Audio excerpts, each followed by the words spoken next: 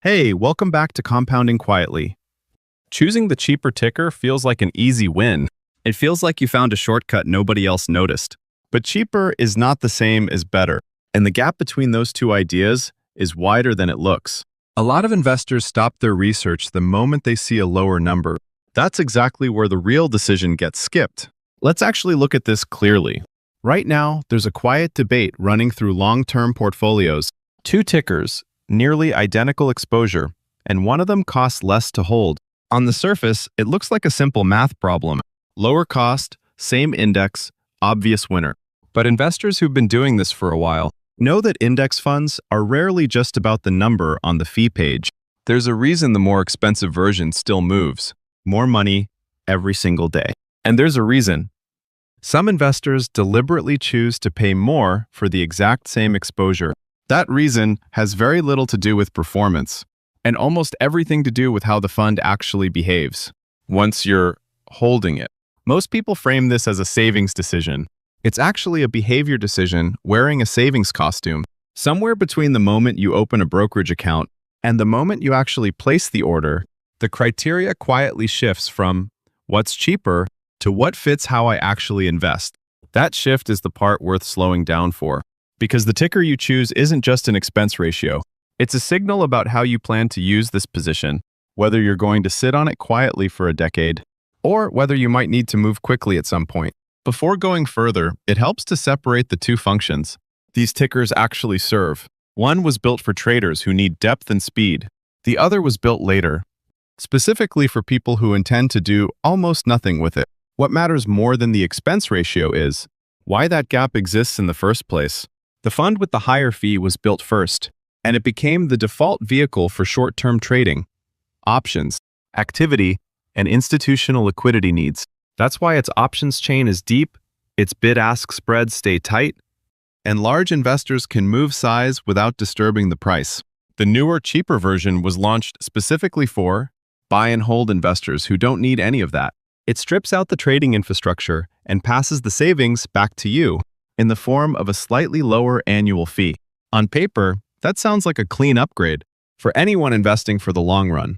Picture an investor who opens a brokerage account, sets up an automatic monthly purchase, and has no intention of touching the position for 15 years. For that investor, the lower cost version does everything they need, and the savings compound quietly in the background without anyone noticing. That's the textbook case where the cheaper ticker wins cleanly. Now picture a different investor one, who occasionally uses options to hedge a position, or who needs to exit a large stake quickly during a volatile week. For that investor, the tight spreads and deep options market of the original ticker aren't a luxury. They're the entire point of holding it. Coming back to the original question, the cheaper ticker isn't a worse fund. It's a fund built for a narrower job, and the job has to match before the savings actually matter.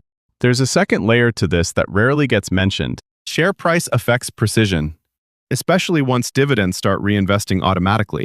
A fund trading at a noticeably lower share price allows more exact reinvestment because each dividend payment buys closer to a whole number of shares, instead of leaving meaningful amounts sitting in cash. Over many years of reinvestment, that precision adds up in a way that has nothing to do with the expense ratio at all. There's also a quieter consideration around converting between the two. Many brokerages allow a direct, tax-free share conversion from the original ticker into its lower-cost counterpart, which means the decision isn't even permanent once you've made it.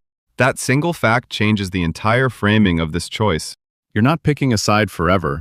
You're picking what fits the next phase of how you plan to invest, with the option to adjust later without a tax consequence. By this point, the practical direction is already visible. If your plan is to hold quietly, contribute on a schedule, and avoid touching the position, the lower-cost version typically fits better. If your strategy involves options, large trades, or using the position as collateral, the original ticker's liquidity is worth more than the fee difference. Neither choice is a mistake. The mistake is picking based on the sticker price, without asking which job you actually need the fund to do.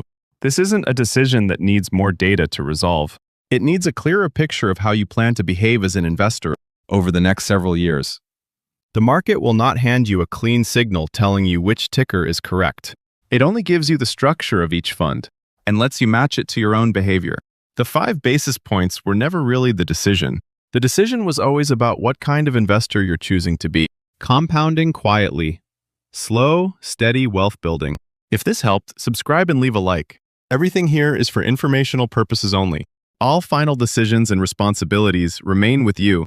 Thanks for spending time with Compounding Quietly today.